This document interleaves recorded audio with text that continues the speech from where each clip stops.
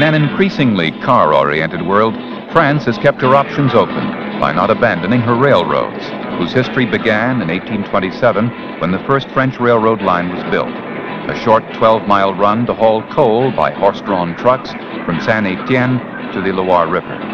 Over the past 145 years, the French rail network has expanded from the hub of Paris to a peak of 31,000 miles at the start of the First World War. Since then, some small lines have been discontinued, and today's lines run 23,500 miles. But as the network shrank, it was at the same time modernized. New roadbeds, longer rails, diesel engines, and electrification.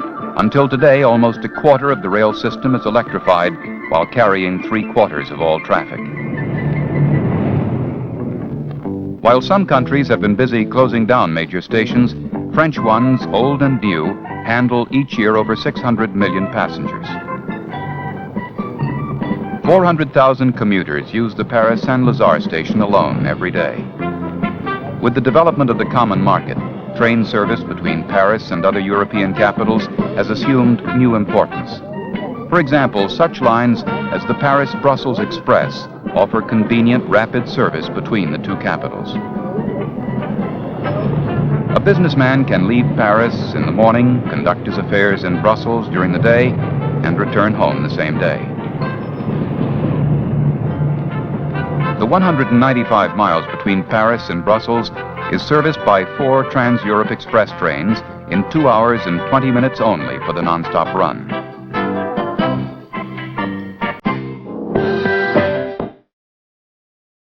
And in France, mainline trains such as the Capitole and the Aerotrain link Paris to other major cities.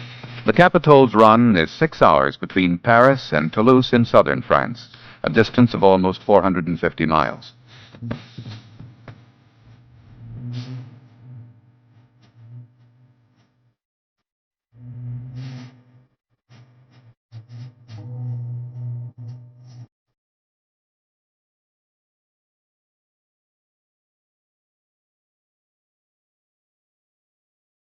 The train can reach speeds of 125 miles per hour, and speeds of over 100 miles an hour are commonplace on main lines. Since the introduction of a morning and evening service of the Capitole, the passenger rate has soared 134%.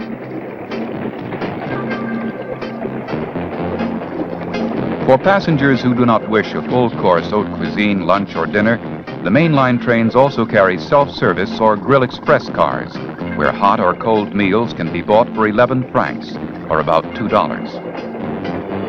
A wide variety of hors d'oeuvres, salads, cold cuts, pastries, and fruit, as well as full meals are displayed for the choice of the customers.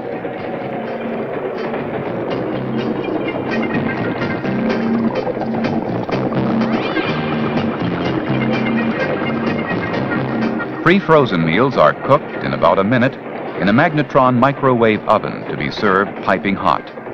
Because of the design of the cars, only 2 attendants are needed, a chef and a hostess. The buffet can seat 30, and tickets are issued to passengers at spaced intervals, so there is no waiting for the tables.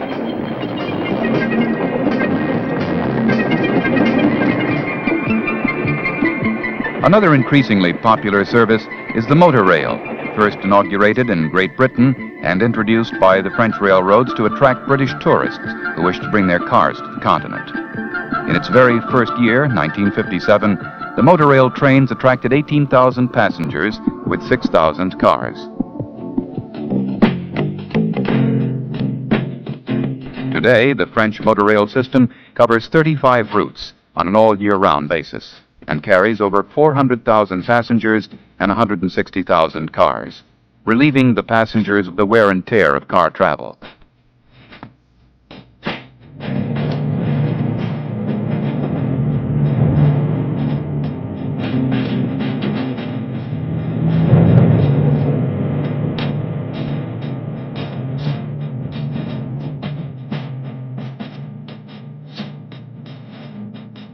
With the Sleeper Express, a traveler can leave either the Channel ports or Paris in the evening and be deposited in southern France, the Riviera, and Italy the following morning.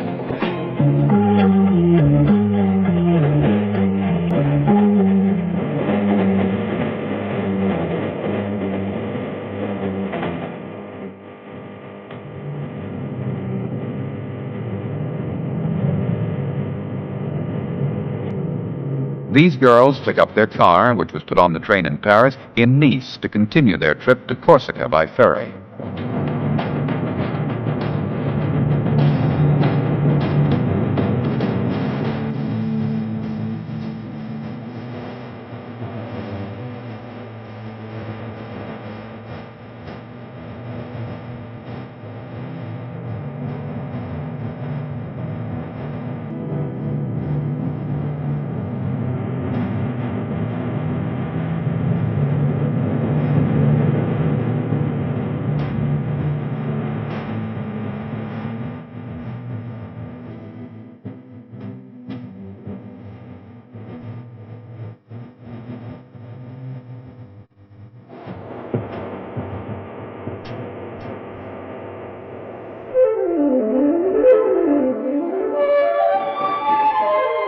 The Riviera, target of tens of thousands of tourists every year, carries by motor rail alone 143,000 passengers and 67,000 cars to its sunlit beaches and cities. To Marseille, to Cannes, and Nice near the Italian border.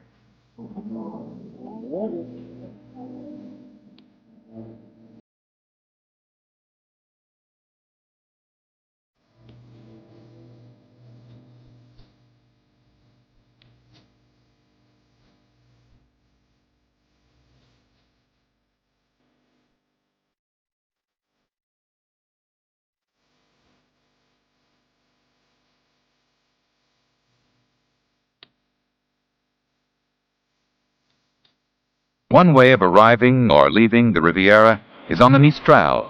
One of Europe's crack trains, the famed Mistral is named after the wind which often sweeps Provence in southeastern France.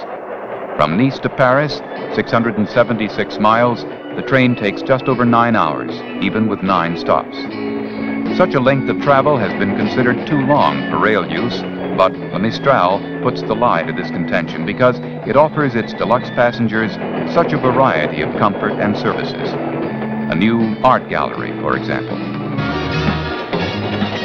A star in the French railroad system, its customers demand and get a whole gamut of goods and services not available on either regular trains or airlines.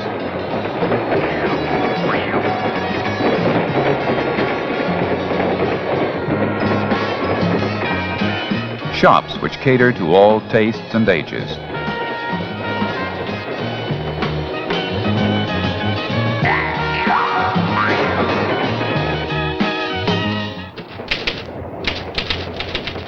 Secretarial services.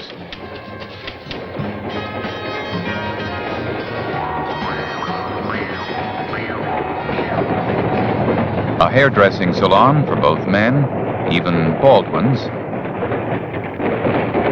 and women.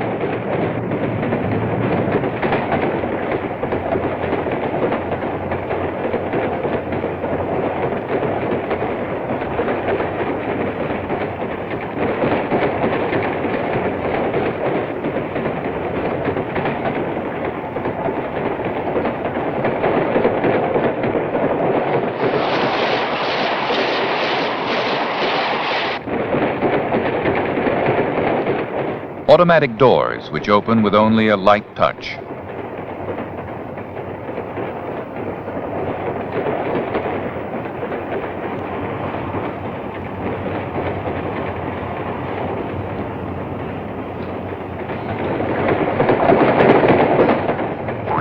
A businessman can dictate directly to a secretary or use a recording cassette from which the secretary can transcribe his notes at leisure.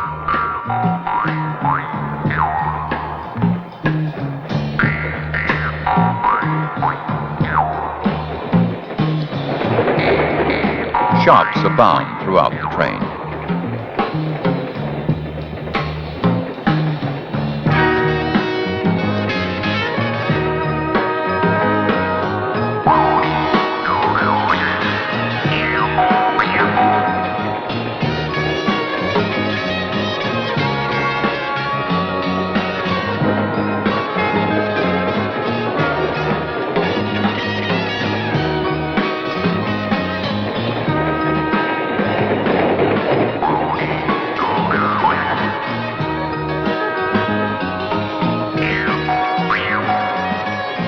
And first-class meals and drinks are prepared and served with the same style as any top-flight restaurant in France. The Mistral is one of the world's few deluxe trains with 2 separate dining cars, so lunch or dinner can be a leisurely, relaxed affair. The cars themselves ride on air suspension bogies, which means that the food and drink can be served with no spillage. Often, the last customers linger over coffee and liqueurs until they reach their destination.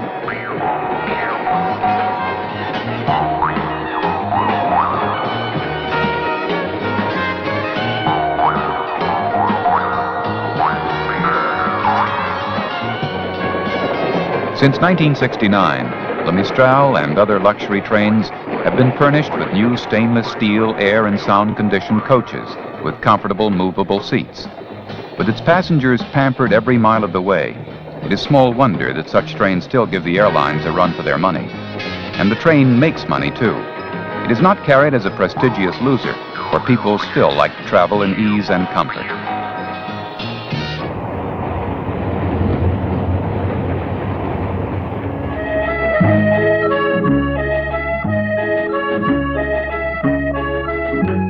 And so, back to Paris, with the train either arriving in the morning or the evening.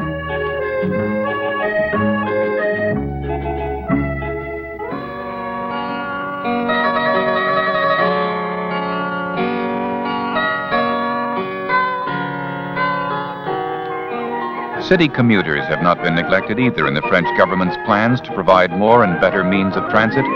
Last year, the Paris Metro opened 2 new limited stop lines whose new tracks reach out to the suburbs, 10 miles to the southeast and 12 miles to the northwest, cutting to the heart of the city in a major effort to relieve congestion of auto traffic in the inner city by encouraging car owners to commute, leaving their cars at home.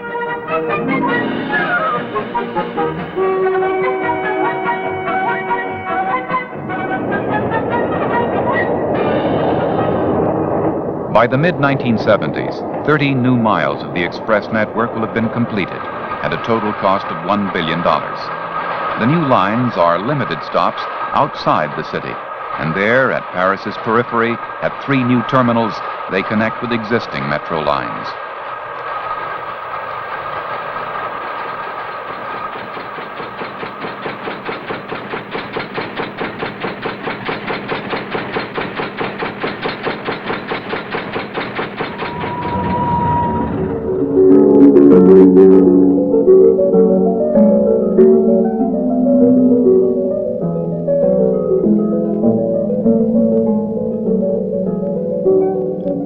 The stations are light, high-ceilinged, and airy, with rubberized flooring to cut down on noise.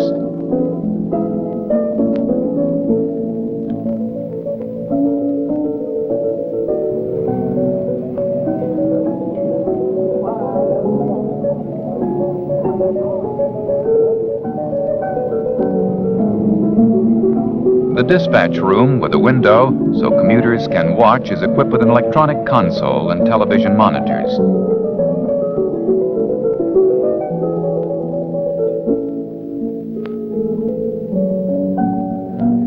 These new lines can carry as many as 2,500 passengers every 2.5 minutes.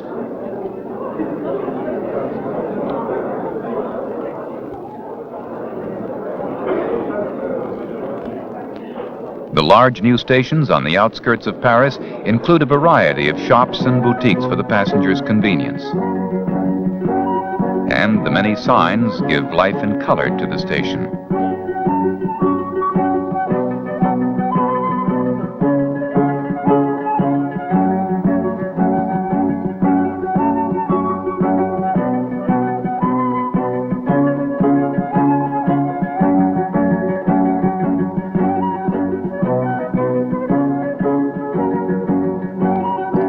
In cities as far from Paris as Mexico City, French technology has been applied to the building of new urban transit lines.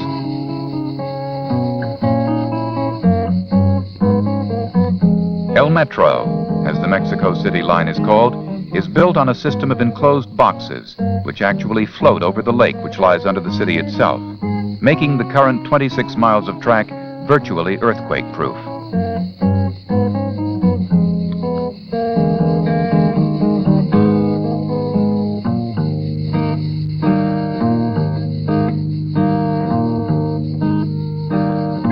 Today, this subway system carries some 2 million passengers at 8 cents a ride. It has become something of a tourist attraction to both foreigners and Mexicans alike.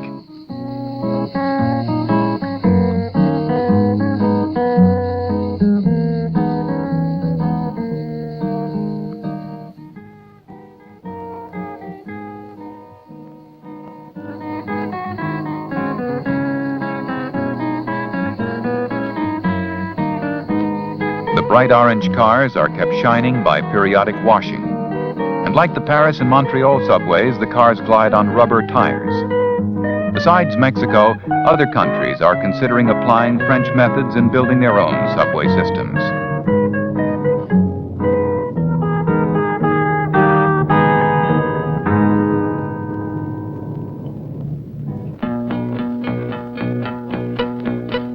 Another response to mass transit is the use of turbo trains. At a recent exhibit in Paris, 2 prototypes were on display. A 4,000 horsepower locomotive which can run at close to 150 miles per hour. And a 12,000 horsepower engine for main lines whose speed can reach close to 200 miles per hour.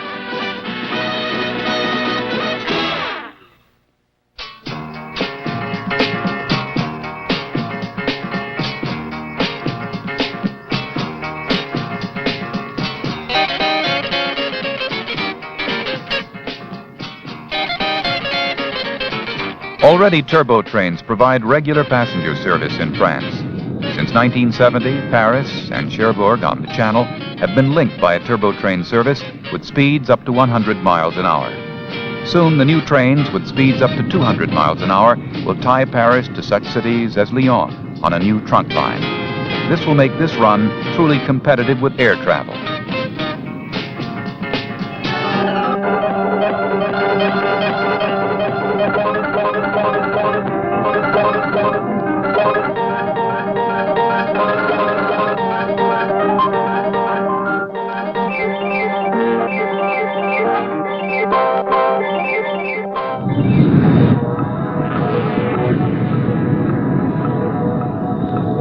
Another development in transport already in operation between the coast of southern France and islands offshore is the Naviplane. It is an air cushion vehicle without wheels, mounted on a skirt of rubber.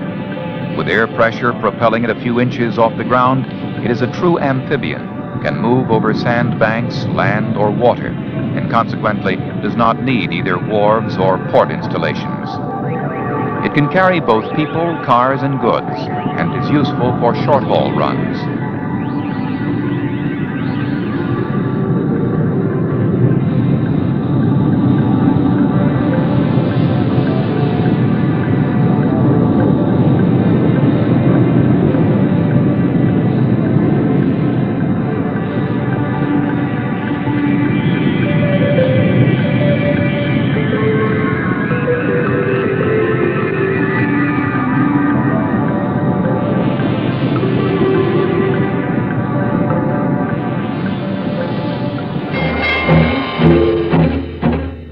Another air cushion vehicle is the revolutionary Aerotrain, on which much of the future of rapid mass transit may rely. Or so is the hope of French transportation engineers and government officials. Designed by a private company, its development has been backed with government funds. This is the latest model of the Aerotrain, designed to run on a guided air cushion rail and capable of carrying 80 passengers at speeds of some 200 miles an hour. Because it is propelled off the ground by air pressure, it does not require rails to move it to and from its terminals, giving it great flexibility for maneuvering. Test trials have been run for foreign government officials and transportation experts, such as the Secretary of the United States Department of Transportation, who showed interest in its possibilities. It is powered by a noiseless enclosed propeller, which is reversible, refined after years of experimentation by the Bertin Applied Research Company, a leader in the design and production of new means of transportation. Off track, the train is free moving.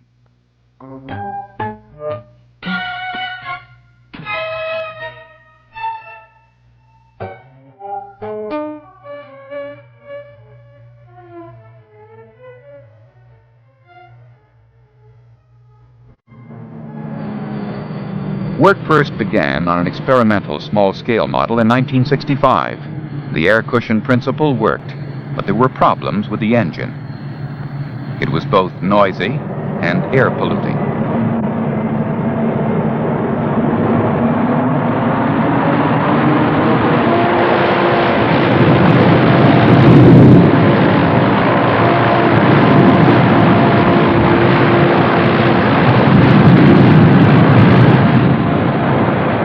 And it had the additional problem of flare-out. This first train could, however, reach speeds of some 125 miles an hour.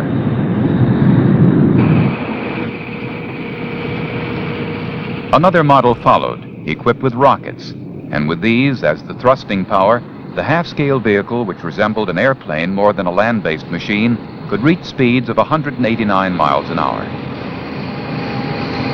By 1968, this second vehicle, which had overcome some of the problems of the first, attained speeds of 238 miles an hour, pointing ahead to the possibility that a full-scale train could easily reach speeds of 250 miles an hour.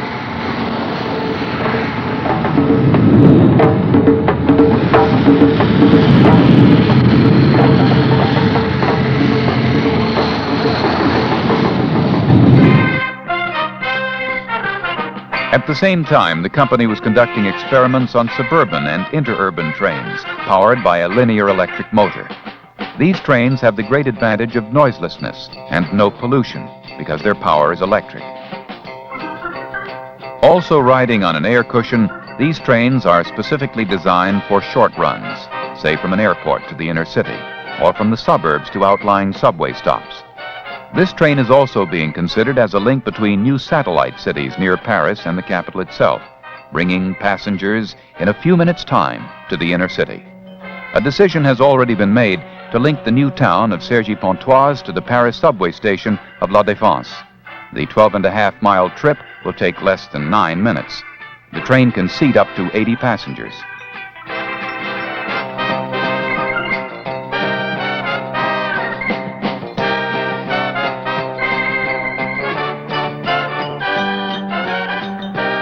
The trains draw their power from a line which parallels the track. The line could also be installed overhead, with the cars getting their power from the top.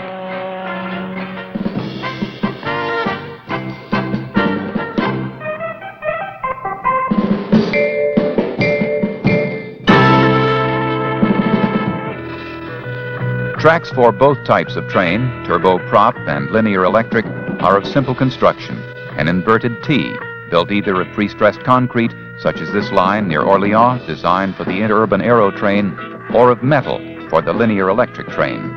As friction is at a minimum for air cushion vehicles, these tracks are extremely easy to maintain.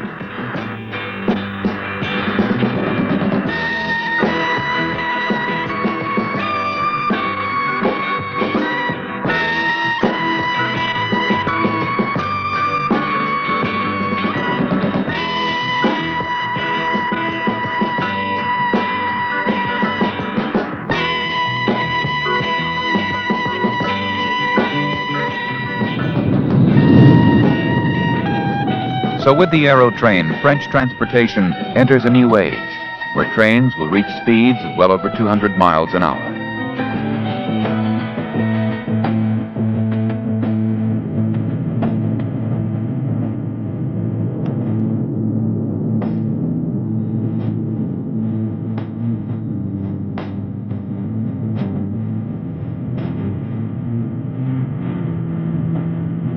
It seats 80 passengers.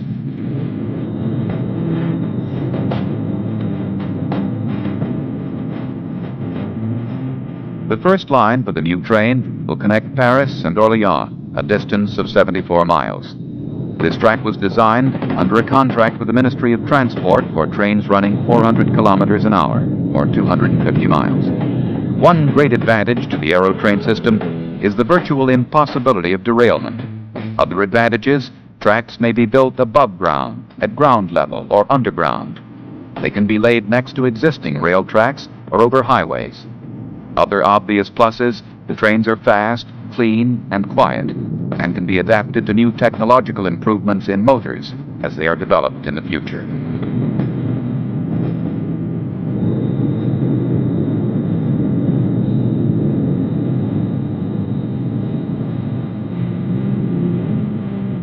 With ever-increasing urbanization and the spread of cities and suburbs which must house and move millions of people to and from huge metropolises, these new techniques give urban transit planners and governments wider options in improving the lives of their citizens by providing the best means of moving them from one place to another by car, bus, air, or high-speed trains. France is attempting to supply French men and women with this freedom of choice.